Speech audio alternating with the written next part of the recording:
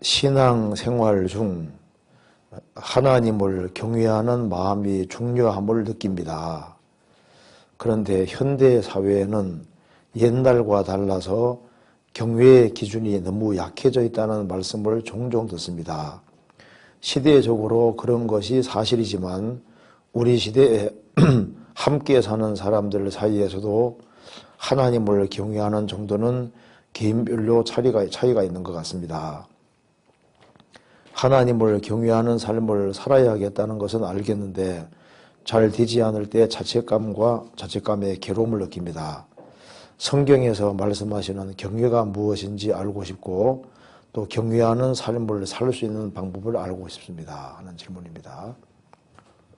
이게 참 좋은 질문이지 않습니까? 아주 좋은 질문이고 아주 중요한 질문이 아닐 수 없습니다.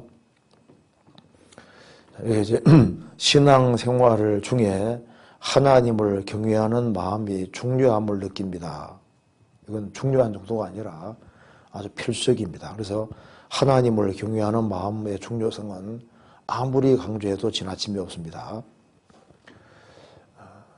지구상에서 가장 지혜롭다고 한 솔로몬은 전도서를 기록하고 제일 마지막에 일의 결국을 다 들었으니 하나님을 경외하고 그 명령을 지킬지어다. 이것이 사람의 본분이니라. 그러니까 전도서도 하나님을 경외하도록 하는 것이 인생의 본분이고 목적이라는 걸 알려주고 있습니다. 그래서 여호와를 경외하는 것은 가장 중요한 주제고 성경 신명기에도 이 성경을 기록한 목적은 여호와를 경외하도록 하기 위함이라고 했습니다. 그죠? 그러니까 여호와를 경외하는 것이 지혜와 지식의 근본입니다. 그래서 이게 신앙생활 중 하나님을 경외하는 마음이 중요하다는 걸 느낀다. 이를 느껴야 정상입니다. 정말 하나님을 잘 공경을 하고 하나님을 정말 경외하는 마음으로 살아야 되겠다. 하나님을 경외하는 것, 삶의 원동력이 가장 중요한 것이 됩니다. 물 한 그릇만 갖다 주시죠. 물 한 컵만 좀 더 갖다 주세요. 물 한 컵만.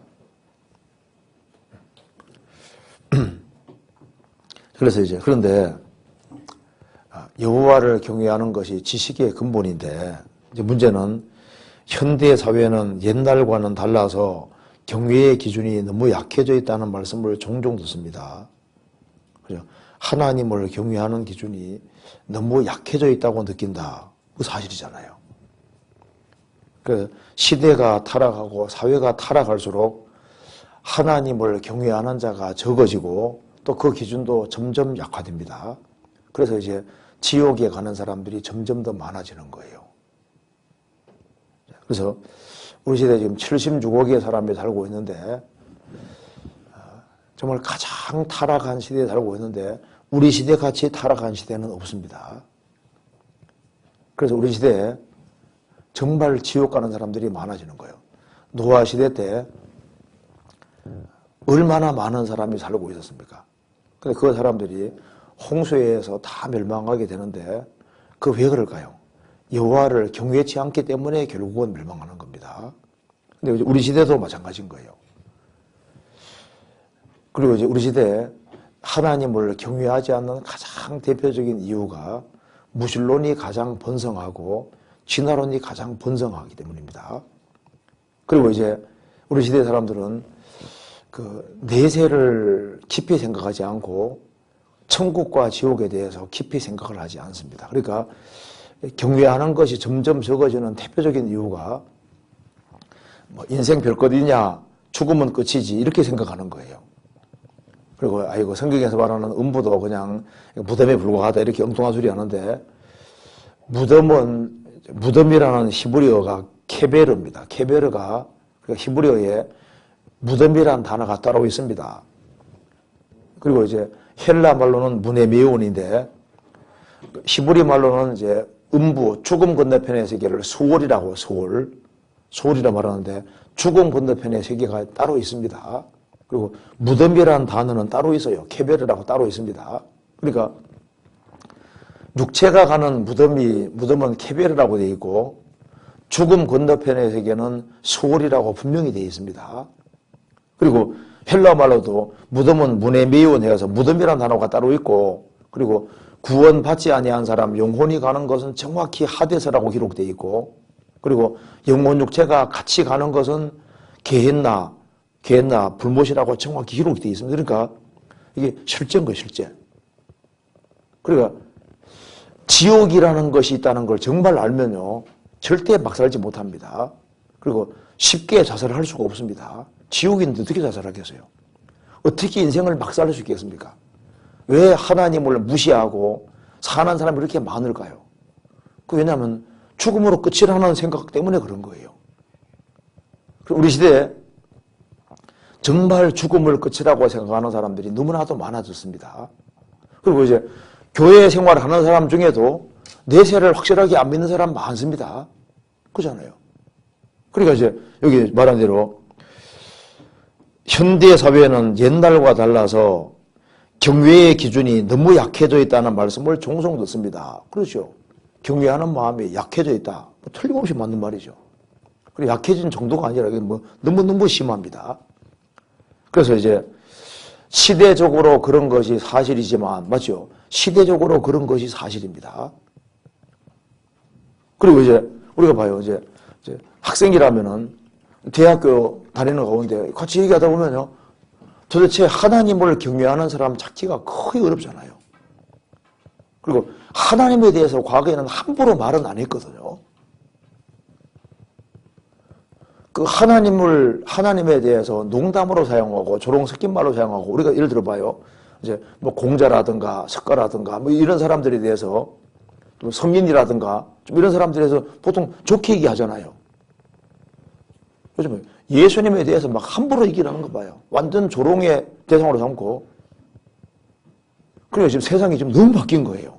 그래서 시대적으로 그런 것은 사실이지만, 우리 시대에 함께 사는 사람들 사이에서 하나님을 경외하는 정도는 개인별로 차이가 있는 것 같습니다. 그렇죠. 하나님을 경외해도 차이가 있습니다. 성경에 아합 당시에 궁대 대신 오바다는 여호와를 크게 경외하는 자라. 크게 경외한다는 말은 경외에도 차이가 있다는 말이지 않습니까? 경외하는 사람 중에 크게 경외하는 사람이 있습니다.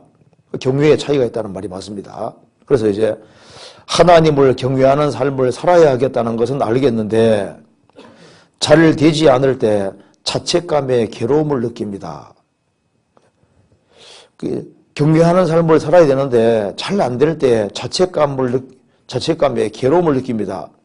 자책감을 느끼고 괴로움을 느끼는 사람은 이건 틀림없이 신앙이 성장할 수 있습니다. 신앙생활을 잘 못할 때 발부둥 쳐야지 그게 정상이지 않습니까? 시편 119편 찾아봅시다. 시편 119편 25절입니다.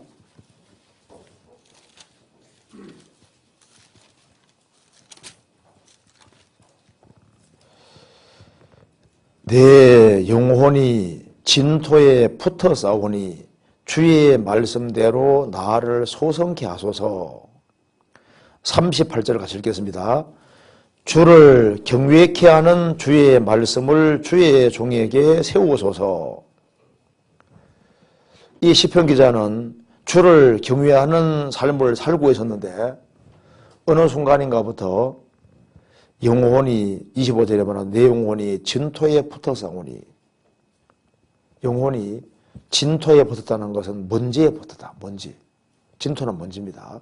그러니까 하나님의 형상대로 존귀한 그 영혼을 가지고 있는 사람이, 영혼을 위해 지음받은 사람이 영원하신 하나님을 경외하고 하나님을 높이고 하나님 중심으로 생활을 살아야 되는데, 어느 순간인가부터 영혼이 점점 하락해서 먼지에 붙었다.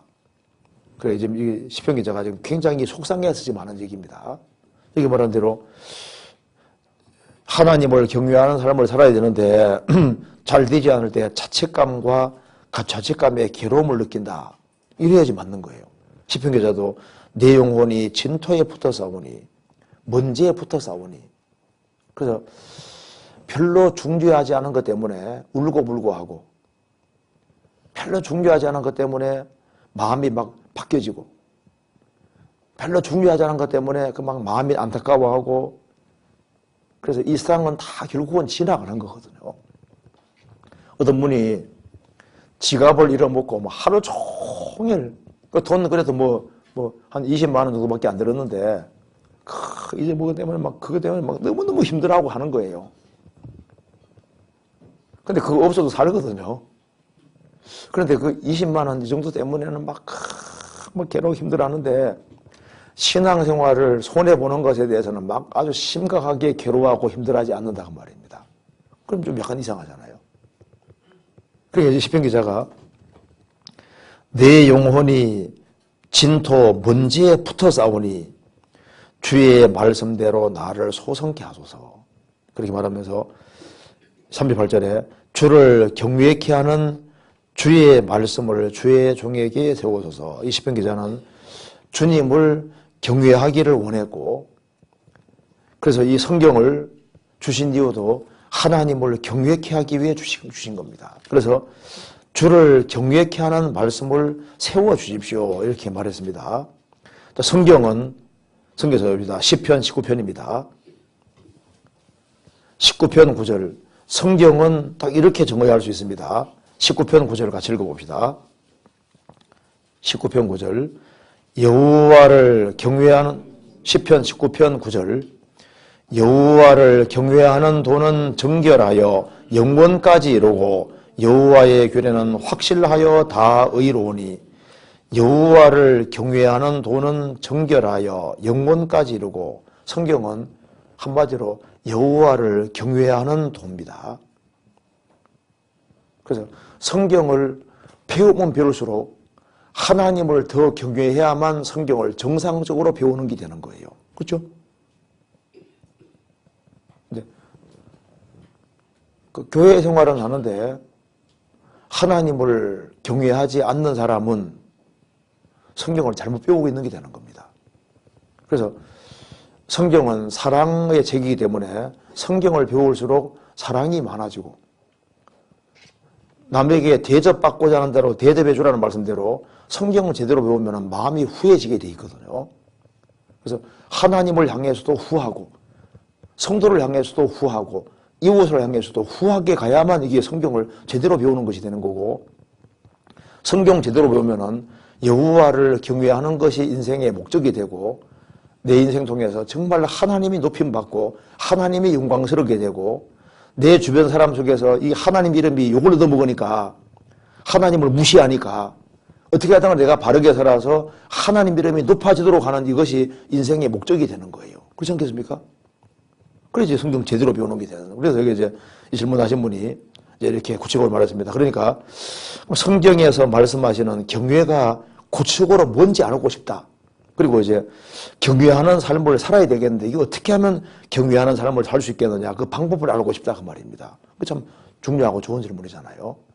그럼 이제 여기 하나님을 경외한다. 하나님을 보통 경외는 영어로는 fear입니다. 두려워하는 거거든요. 그 하나님을 경외한다. 우리 있잖아요. 해외에 이렇게 전도 가면은 이제 아주 목사님 중에서 이렇게 아주 굉장히 선임 목사들은 보통 레버런드라고 이렇게 붙이더라고요. 근데 그거 좀 보면 기분 안 좋거든요. 그러니까 보통 패스를 하면 되는데 레버런드라고 하면 굉장히 높이는 말이거든요. 뭐 엄청 높이는 말이기 때문에 레버런드 해놓고 제 이름 딱 써놓으면요. 제가 굉장히 기분이 안 좋아요. 이거 원래 그런 말 쓰면 사실 레버런드란 말 쓰면 굉장히 엄청 높이는 말이기 때문에 그런 건 별로 안 좋다고 생각이 듭니다.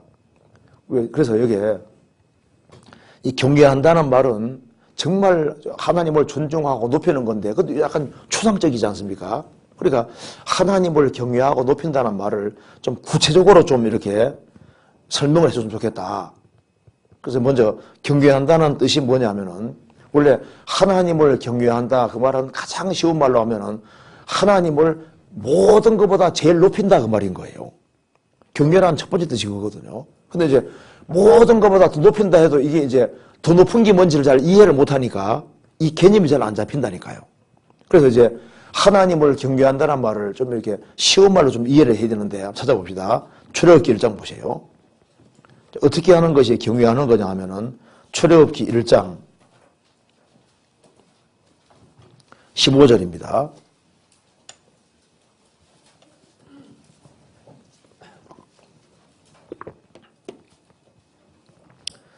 (15장 1절) 애굽 왕이 시보리 산파 십보라라는 자와 부하라는 자에게 일러 가로되 너희는 시보리 여인을 위하여 조산할 때 살펴서 남자여든 죽이고 여자여든 그는 살게 두라. 그러나 산파들이 하나님을 두려워하여 애굽 왕의 명을 어기고 남자를 살린지라. 애굽 왕이 산파를 불러서 그들에게 이르되 너희가 어찌 이같이 하여 남자를 살리느냐. 산파가 바로에게 대답하되 시보리 여인은 애굽 여인과 같지 아니하고 건장하여 산파가 그들에게 이르기 전에 해산하였더이다 하매 하나님이 그 산파들에게 은혜를 보시니라. 백성은 생육이 번성하고 심히 강대하여 하며 산파는 같이 읽어보세요. 산파는 하나님을 경외하였으므로 하나님이 그들의 집을 왕성케 하신지라. 이걸 알려면 이 당시에 에집트 왕 하면은 이게 파라오입니다. 파라오는 거의 신적인 존재거든요. 그러니까 과거에는 뭐 우리나라처럼 이렇게 법에 따라 다스리는 그런 게보다도 왕의 말 한마디에 목숨이 왔다 갔다 하는 거예요. 그렇잖아요. 그렇게 무서운 존재거든요. 그러니까 그 바벨론 제국의 왕 말 한마디에 그냥 사람이 죽고 사는 거예요. 그래서 이제 여기 이제 바벨론 다음에 페르시아는 법에 따라 다스리거든. 법이 딱 세워지면 왕도 어떻게 할 수 없는 거예요. 그런데 이제 페르시아 같은 나라는 법에 따라서 통치가 됐거든요. 왕도 법을 따라야 되는 거니까. 그래서 병개치 못하는 페르시 율법이라 되지 않습니까? 그런데 바벨론 제국 당시에는 왕이 법인 거예요. 왕의 말이 법인 겁니다. 이 당시에도 에집트 왕이 저 죽여버려 하면 죽이는 거예요. 이런 아주 무시무시한 시대거든요. 근데 왕이 이제 딱 불러서 십보라와 부하 불러서 시브린입니다. 불러서 자 산에 너희들이 이스라엘이 여인이 자식 낳을 때 남자애든 죽이라 여자애든 살리라 이렇게 망명이 떨어진 겁니다. 그런데 시브리 산파들이 하나님을 두려워해서 왕의 명을 17절에 어기고 살렸습니다. 그리고 이제 왕이 왜 안 죽였냐? 왜 살렸냐? 하니까 약간 절반 거짓말을 섞어 말했습니다. 우리가 달려가면 애기 벌써 나왔습니다. 이 말이 맞거든요. 이스라엘 여인들이요. 쉽게 자식을 낳았으니까 약간 이게 일리가 있는 말인 거예요. 그러니까 왕이 반은 거짓말인데 또 반은 맞는 말이거든요. 근데 하나님의 은혜로 이 여자를 살려줬다고 말입니다. 그런데 여기 보면 이제 하나님 말씀하시기를 하나님이 그 산파들에게 은혜를 베푸니라. 백성은 은혜를 베푸니라 하고 21절에 산파는 하나님을 경외하였으므로 하나님이 그들의 집을 왕성케 하신지라. 여기 이제 경외란 말이 나오는데 에집트 왕 얘기를 하면서 왕의 명을 어기는 걸 얘기를 하면서 경외했다고 되지 않습니까? 경외가 뭐냐면은 왕보다 하나님을 더 두려워하는 것을 가리켜서 경외한다 그렇게 표현하는 겁니다. 무슨 말이죠? 그러니까 경외라는 첫째 뜻이 뭐냐면은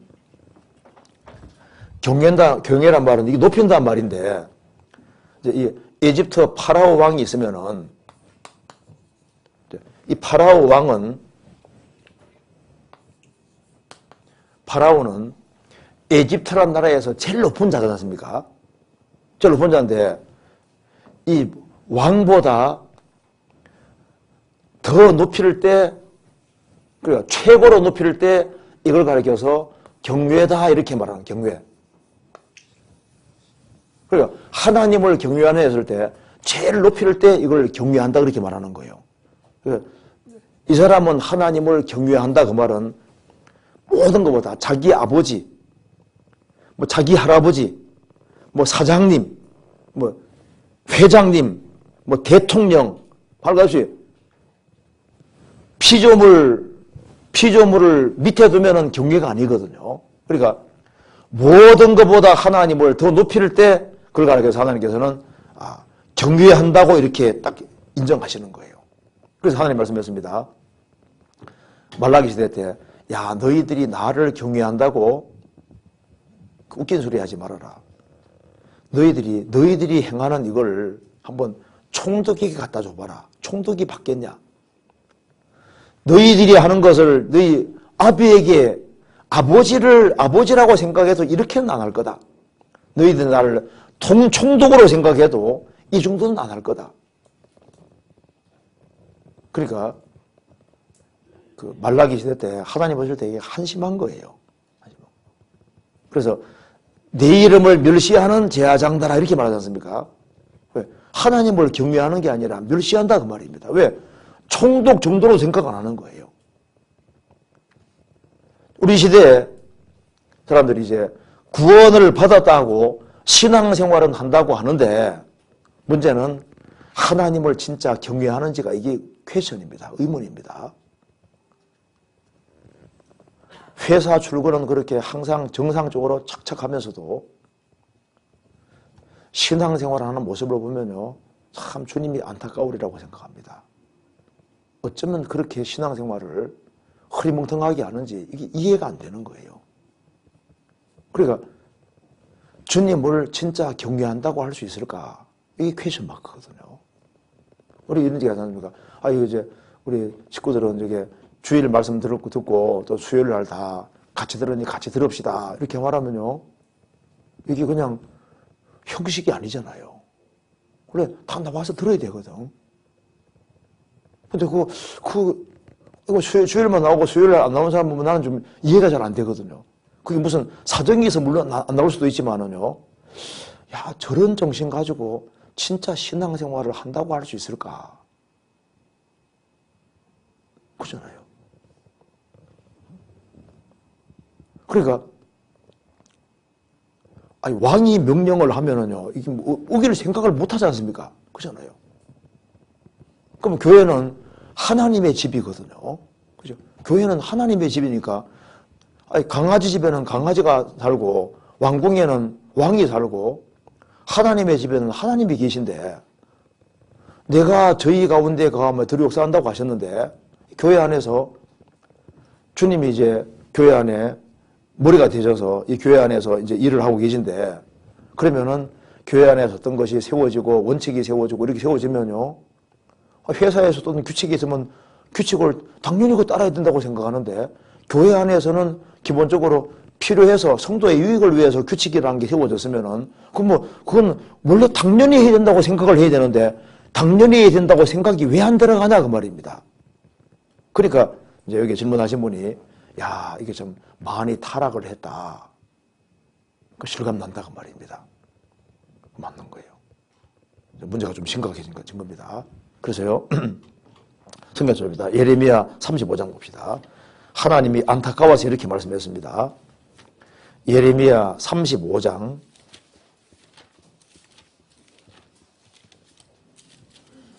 14절에 보시겠습니다.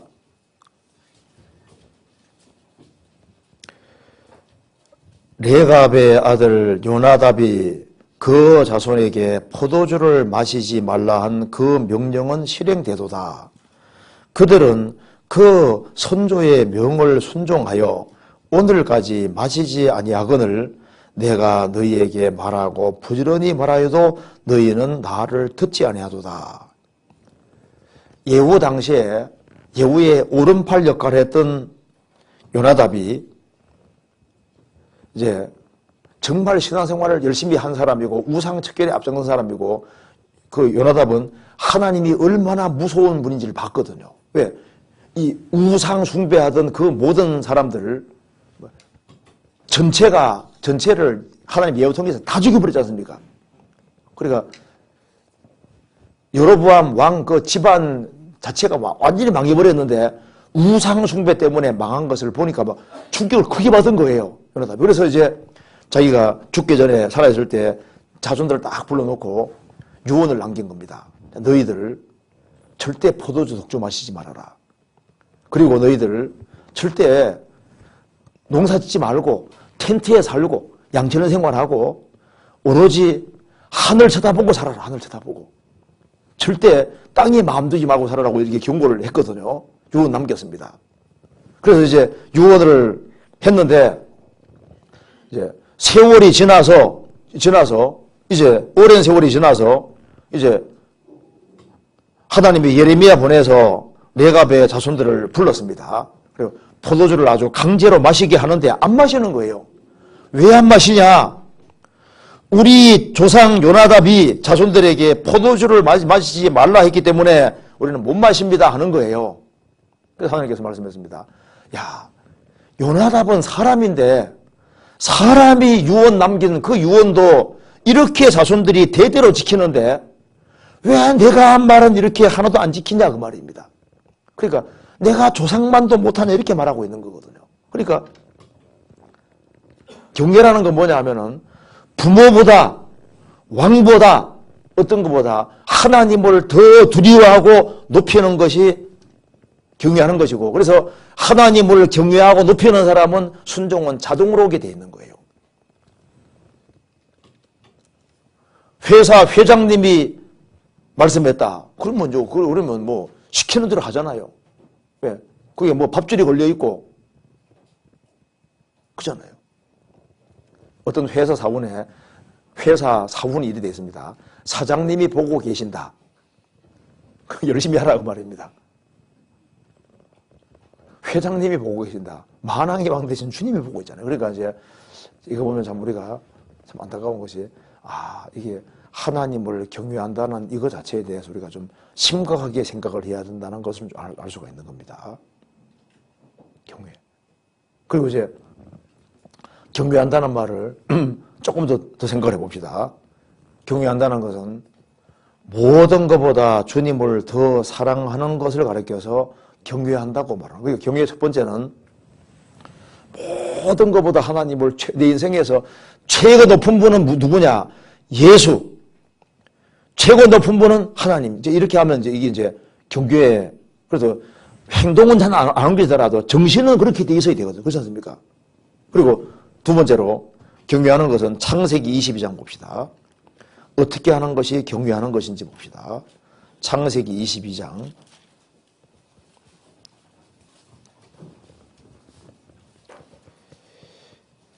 이 일 후에 하나님이 아브라함을 시험하시려고 그를 부르시되 아브라함아 하시니 그가 가로되 내가 여기 있나이다. 여호와께서 가라사대 내 아들을 내 사랑하는 독자 이삭을 데리고 모리아 땅으로 가서 내가 네게 지시하는 한 산 거기서 그를 번제로 드리라. 100세에 낳은 아들을 번제로 드리라고 했습니다. 그래서 이제 아브라함은 이삭을 데리고 모리아 산에 가서 직접 단을 쌓고 이삭을 묻고 죽이려고 합니다. 11절 여호와의 사자가 하늘에서부터 그를 불러 가라사대 아브라함아 하시는지라. 아브라함이 가로되 내가 여기 있나이다 하매 사자가 가라사대 그 아이에게 내 손을 대지 말라. 아무 일도 그에게 하지 말라. 내가 네 아들을 내 독자라도 내게 아끼지 아니하였으니 내가 이제야 내가 하나님을 경외하는 줄을 아노라. 그러니까 여기 이제 아브라함이 이삭 바치는 걸 얘기를 하면서 이제야 너가 나를 경외하는 줄 아노라. 그러니까 여기 이제 창세기 22장에 이삭 22장에 사랑이란 말이 들어있으면서 100세에 낳은 이삭, 정말 100세 이삭을 낳았으니까 얼마나 사랑스럽겠어요. 그런데 그 사랑하는 이삭을 하나님 바치라고 하니까 탁 바쳤습니다. 그랬을 때 이제야 너가 나를 경외하는 줄 알겠다. 이게 무슨 말입니까? 그러니까 모든 것보다 주님을 더 사랑할 때, 그러니까 자기의 아내보다, 자기의 자식보다, 형제지간, 친구, 누구보다 주님을 더 사랑할 때 그걸 가르쳐서 하나님을 경외한다 이렇게 말하는 겁니다.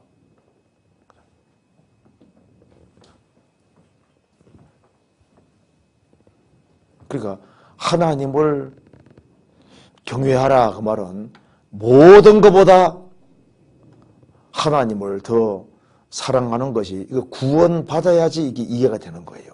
그렇죠? 예수님이 요한복음 21장에서도 베드로 사도에게 말했습니다. 내가 이 사람들보다 나를 더 사랑하느냐? 물으잖아요. 주여 그러하외다 내가 주를 사랑하는 줄을 주께서 아시나이다. 그래서 이 사람들보다 주님을 더 사랑하는, 모든 것보다 주님을 더 사랑할 때 하나님께서 너는 나를 경외한다 이렇게 보시는 거예요.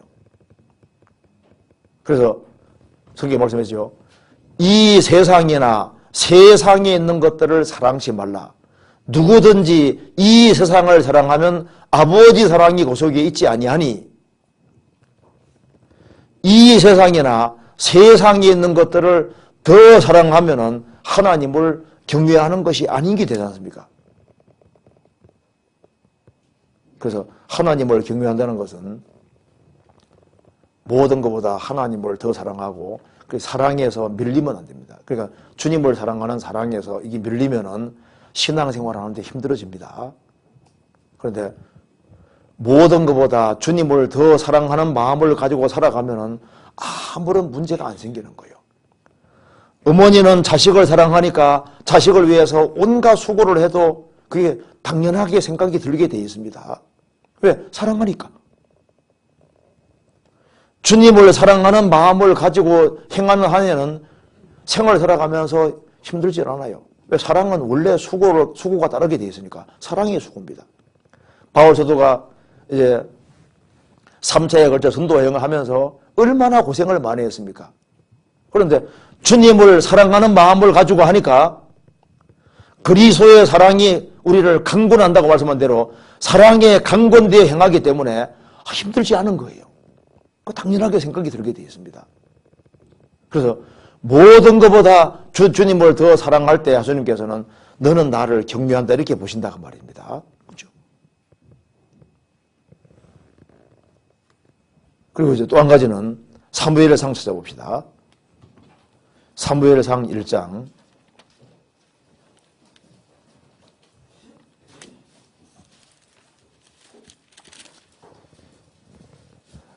사무엘상 여기에 보면은 2장을 한번 찾아봅시다. 2장 여기 2장 29절 봅시다. 너희는 어찌하여 내가 나의 처소에서 명한 나의 제물과 예물을 밟으며 내 아들들을 나보다 더 중히 여겨 내 백성 이스라엘에 드리는 가장 좋은 것으로 스스로 살찌게 하느냐. 그러므로 이스라엘의 하나님 나 여호와가 말하노라. 내가 전에 내 집과 내 조상의 집이 내 앞에 영영히 행하리라 하였으나 이제 나 여호와가 말하노니 결단코 그렇게 아니하리라. 나를 존중히 여기는 자를 내가 존중히 여기고 나를 멸시하는 자를 내가 경멸히 여기리라. 여기 보면은 엘리 제사장을 책망하시면서 말했습니다. 내가 너의 아들들을 나보다 더 뭐라고요? 중히 여겨. 그러니까 이제 어떻게 하는 것이 경외하는 거냐면 자식보다 하나님을 더 존중히 여기고 더 중히 여기는 겁니다. 아주 귀중히 여기는 거예요. 귀중히. 그래서 여기에 말씀하기를 3절에 내가 전에 내 집과 내 조상의 집이 내 앞에 영영히 행하리라 했으나 이제 나 여호와가 말하노니 결단코 그렇지 아니하리라. 나를 존중히 여기는 자를 내가 존중히 여기고 나를 멸시하는 자를 내가 경멸히 여기리라. 그러니까 주님을 모든 것보다 더 존중히 여기는 이것이 바로 주님을 경외하는 것이 되는데, 그럼 존중히 여긴다는 게 뭐냐 하면은 먼저가 하나님께로 될 때 이게 존중이고 경외하는 거예요. 그래서 이제 집안에 할아버지가 있을 때 식사 드릴 때도 먼저 할아버지 먼저, 어른 먼저잖아요. 그게 어른을 존중한다는 증거고, 그리고 높인다는 증거지 않습니까? 근데 엘리야자상은 불량자라고 하면서 16절에 보시겠습니다. 그 사람 이르기를 반드시 먼저 기름을 태운 후에 내 마음이 원하는 대로 취하라 하면 그가 말하기를 아니라 지금 내게 내라. 그렇지 않으면 내가 억지로 빼앗으리라 하였으니, 그러니까 하나님께 먼저 드려야 될 재물을 갈기로 탁 채가지고 먼저 가지고 가는 거 봐요. 그러니까 이게 이제 경외하는 건 뭐냐 하면은 자식보다 더 하나님을 중히 여기고 하나님을 존중히 여기는 건데, 존중이라는 것은 하나님 우선주의로 살아가는 것이 존중하는 거다, 공경하는 거다, 경외하는 거다. 그래서 먼저는 항상 하나님 될 때 그걸 그렇게 해서 경외한다 그 말입니다. 또한 경외한다는 또 한 가지 의미 봅시다. 잠언 8장 보시겠습니다. 잠언 8장 13절.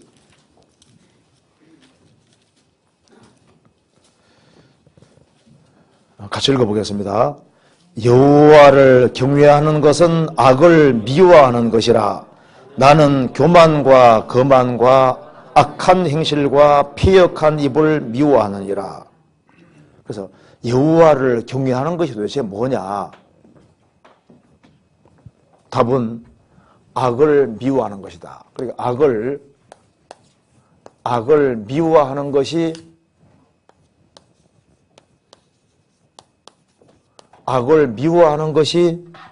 여호와를 경외하는 것이다. 이렇게 말했습니다. 그러니까 교만하면은 하나님을 경외하는 것이 아닌 겁니다. 그 사람이 교만해지면 그 하나님을 경외하는 사람이 아닌 거예요. 그러니까 겸손하지 아니하면은 하나님을 경외하는 것이 아니지 않습니까? 그리고 거만한 사람, 거만한 것은 그건 경외하는 게 아닙니다. 그리고 악한 행실, 막 그리스도인이라고 하면서도 뒤에서 막 간음죄 짓고 그리스도인이라 하면서도 막 행동을 함부로 하고 막 싸우고, 그리고 패역한 입을 미워하니라. 그리스도인이라 말하면서도 말을 막 함부로 하고, 그게 하나님이 얼마나 두렵고 무서운지 모르기 때문에 그렇게 하는 얘기인 거예요. 그렇잖아요. 그래서 여호와를 경외하는 것은 악을 미워하는 것이다. 그래서 여호와를 경외하는 것이라는 말이 이게 추상적으로 보이지만 조금 구체적인 사건을 갖다 놓고 보면은 경외하는 것이 뭔지를 알 수 있잖아요. 그래서 요셉이 보디발의 아내가 그렇게 동침을 하고 이렇게 했지만은 내가 어떻게 하나님께 덕죄하리까? 악을 탁 뿌리쳤을 때 그게 하나님을 경외하는 것이었던 겁니다. 그죠? 그래서 먹든지 마시든지 무엇을 하든지 다 하나님의 영광을 위해, 하나님 영광을 위해 하는 것이 그게 이제 하나님을 경외하는 것이 됩니다. 그래서 우리 역사 속에서 음악가로서 하나님께 쓰임받은 대표적인 사람 중에 하나가 바하입니다. 바흐. 그 바흐는 구원을 확실히 받은 사람이고 정말 하나님을 경외하는 사람이었기 때문에 그는 음악을 통해서 정말 하나님께 영광 돌리기를 원했습니다. 그래서 이 바하가 썼지 않습니까? 악보 같은 데 보면요, 항상 나오는 것이 예수님의 도움으로 오직 하나님께 영광이 주님께서 있다는 말을 계속 쓰고 있으면서 자기가 작곡하는 목적이 바로 하나님이라는 것을 말하고 있습니다. 그리고 하나님을 경외한다는 표현이 뭐냐 하면은 성경에서 봅시다. 잠언 3장. 잠언 3장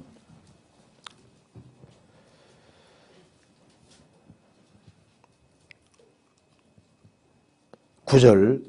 내 재물과 내 소산물의 처음 익은 열매로 여호와를 공경하라. 그리하면 내 창고가 가득히 차고 내 즙틀에 새 포도즙이 넘치리라. 여기 내 재물과 내 소산물의 처음 익은 열매로 여호와를 공경하라. 그래서 이제 하나님을 정말 경외하고 높인다는 표현은 물질 생활을 보면 정확히 알 수 있습니다. 그래서 영혼이 구속된 사람은 지갑이 구속되지 아니하면은 그 사람 구원을 인정하기 어렵다는 말도 있습니다. 그래서 물질을, 왜냐하면 그 하나님을 경외하면은 물질을 바르게 사용하게 돼 있는 거예요. 하나님 영광을 위해서 바르게 사용할 때, 아, 저 사람은 하나님을 경외한다고 믿을 수 있는 겁니다. 그리고 하나님을 경외한다는 걸 더 구체적으로 어떻게 표현할 수 있냐 하면 성경에서 봅시다. 여호수아, 여기 먼저, 야고보서 먼저 찾아봅시다. 야고보서.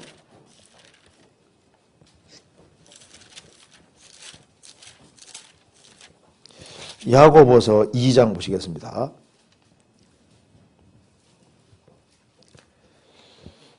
(2장 25절에) 봅시다.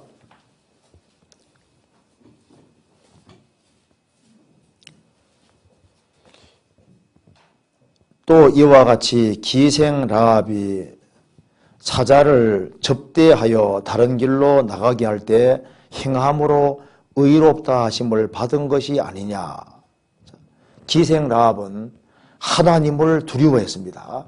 그래서 여호수아 2장 보면은 이제 기생 라합이 요단강물 갈랐다는 얘기를 듣고서 막 충격을 크게 받았습니다. 홍해 바다 갈랐다는 소리를 듣고 충격을 받았습니다. 그래서 너희 하나님 여호와는 상천하지의 하나님이시다. 그래서 이 기생 라합은 하나님을 경외했기 때문에 목숨 걸고 정탐꾼을 영접하고 다른 길로 가도록 유도했지 않습니까? 그리고 사르밧 과부가 이제 엘리야가 왔을 때 그 가장 곤란하고 공공한 중에도 여호와를 경외했기 때문에 엘리야를 영접해서 작은 떡 하나 만들어서 엘리야에게 가져줬다 그 말입니다. 그게 성도를 접대하고 성도를 받아주고 성도를 선대하는 것이 뭐냐? 그것이 여호와를 경외하는 외적인 표현인 거예요. 성경 시편 16편에서 봅시다. 먼저 15편부터 봅시다. 10편 15편.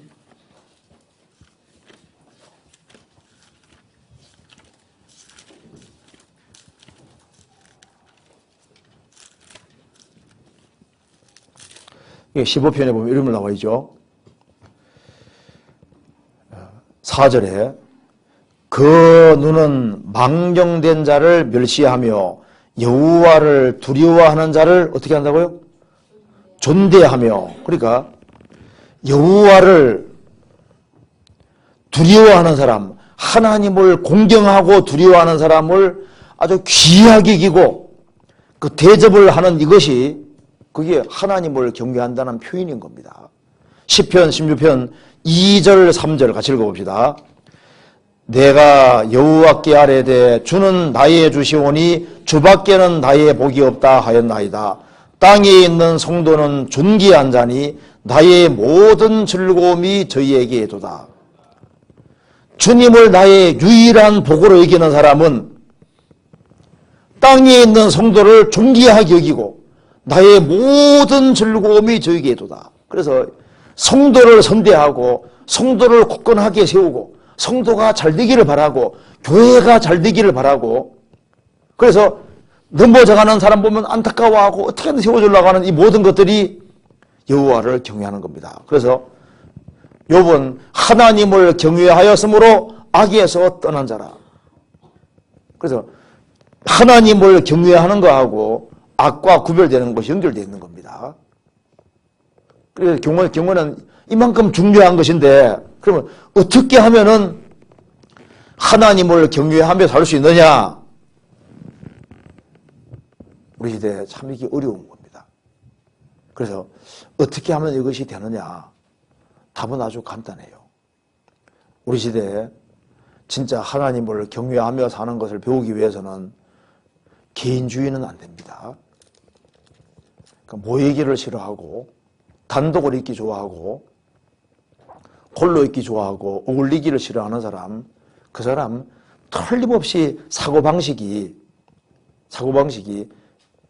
세상적으로 물들기가 아주 쉬워요. 그래서 여호와를 경외하기 위해서는 우리가 먼저 여호와를 경외하는 사람하고 동무가 되어야 됩니다. 성경에서 봅시다. 시편 119편 보시겠습니다.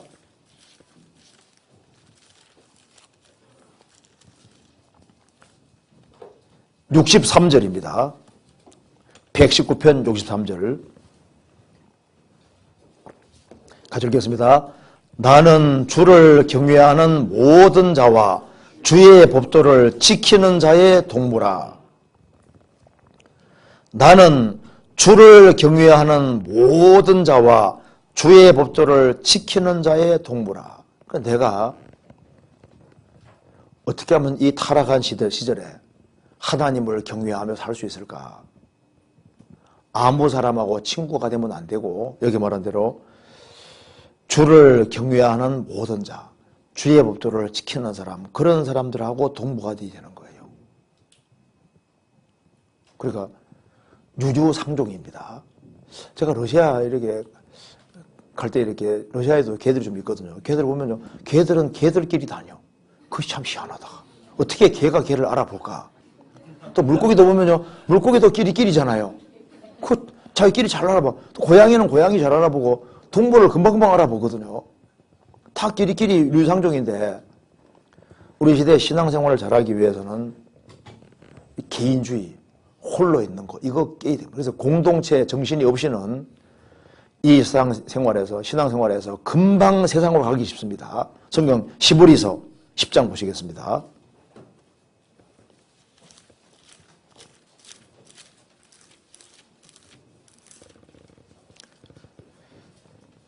(10장) 23절 또 약속하신 이는 미쁘시니 우리가 믿는 도리의 소망을 움직이지 말고 굳게 잡아 서로 돌아보아 사랑과 선행을 격려하며, 그 다음 같이 읽겠습니다. 모이기를 피하는 어떤 사람들의 습관과 같이 하지 말고 오직 권하여 그날이 가까움을 볼수록 더욱 그리하자. 여기에 그날이 가까움을 볼수록, 이 말은 주님의 재림이 다가오는 것을 볼 수 있단 말입니까? 없다는 말입니까? 볼 수 있단 말이죠. 주님이 다시 오시는 그날이 가까움을 볼수록 보잖아요, 우리가요. 표 받는 거 이거 옛날에 상상도 못했는데 지금 뭐 다 준비되어 있고 성경의 마지막 징조가 다 나타나 있는데, 그러면은 모이기를 왜 더욱이란 말이 붙어 있을까요? 더욱 모이기 힘쓰지 아니하면은 현상 유지도 어려운 거예요. 그냥 뒤로 밀린다니까요. 그러니까 과거보다 더 적극적으로 모이기 힘쓰고 더 간절한 마음 가지고 더 신경 쓰지 아니하면 마음이 흐트러지게 돼 있는 거예요. 그래서 혼자는 신앙이 뜨거워지지 않습니다. 여호와를 경외하기 위해서는 여호와를 경외하는 사람들하고 동무가 되어야 되고 신앙생활 잘하는 사람하고 같이 어울려 다녀야 되는 거예요. 그런데 신앙생활 잘하는 사람하고 어울리는 것처럼 말해도 적당한 선에서만 어울리고 마음을 들이지 않는 사람도 있을 수 있거든요. 그렇잖아요. 그러니까 결국은 공동체 안에 있다고 생각하는데 홀로입니다. 나중에 문제 생기면요, 그 사람 그럼 떨어지거든요. 같이 신앙생활 잘하는 것처럼 보였는데 마음과 생각 모든 것이 일치되는 줄 알았는데 보니까 아닌 거예요. 성경 전도서 4장 보시겠습니다.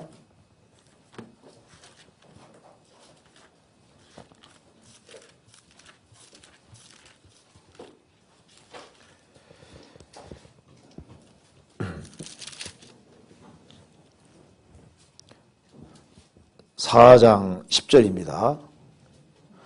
혹시 저희가 넘어지면 하나가 그 동물을 붙들어기려니와 홀로 있어 넘어지고 붙들어길 자가 없는 자에게는 화가 있도다.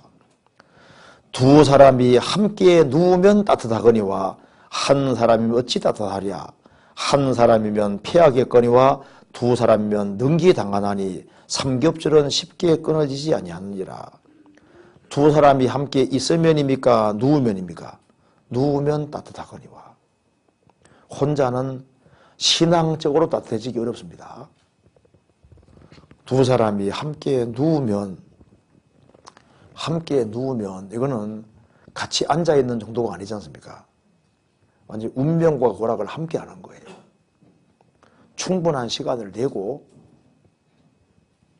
운명과 고락을 함께하는 그럴 때 같이 영혼이 뜨거워지고, 그리고 그 요한 웨슬레 당시에 요한 웨슬레하고 휘트필드가 친구지 않습니까? 그래서 홀리컬러로 만들어서 정말 젊은 시절에 신앙생활을 잘해보려고 했던 겁니다. 그리고 미리미리 준비했고, 그래서 하나님께서 그들을 구원시켜서 귀하게 사용했지 않습니까?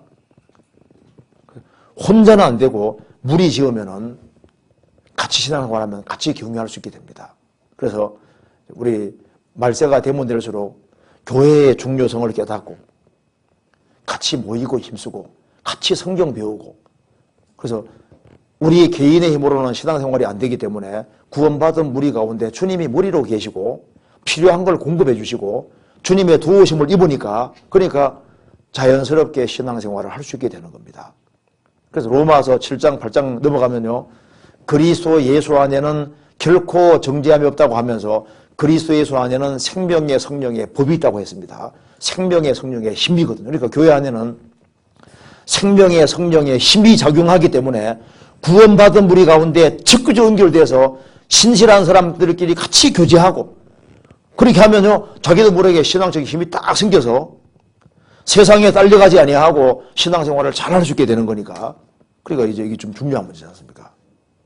그래서 어떻게 격려할 수 있을까? 뭐 길은 복잡하지 않습니다. 문제는 우리 시대에 그 모임을 하는 거 보면요, 이거 참 걱정스러워요. 그냥 뭐 주일만 다니면 신앙생활 하는 거지 이렇게 생각하면요, 그런 사고방식을 뜯어고쳐야 되는데 그 왜 뜯어고치지 못할까? 그게 이제 하나님을 경외하는 것이 뭔지를 모르면은요 항상 적당한 선에 살게 된다니까요.